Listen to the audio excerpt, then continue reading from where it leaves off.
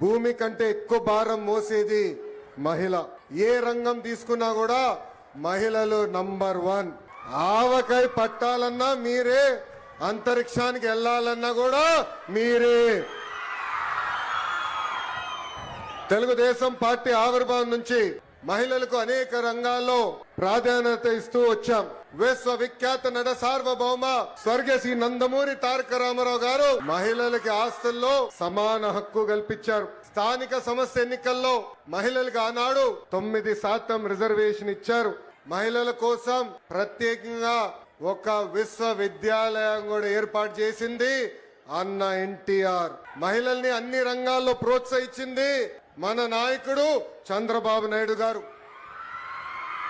డ్వాక్రా గ్రూపులు ఏర్పాటు చేసిన దగ్గర నుంచి మహిళలకు ఆర్థిక స్వాతంత్రం ఇచ్చారు. విద్య, ఉద్యోగాలు, రాజకీయాల్లో మహిళలకి 33% రిజర్వేషన్ ఇచ్చారు.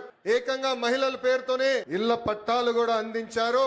అంతేకాదు ఏకంగా ప్రతిభా భారతి గారిని అసెంబ్లీకి తొలి స్పీకర్, మహిళా స్పీకర్ కూడా చేసింది చంద్రబాబు నాయుడు గారు.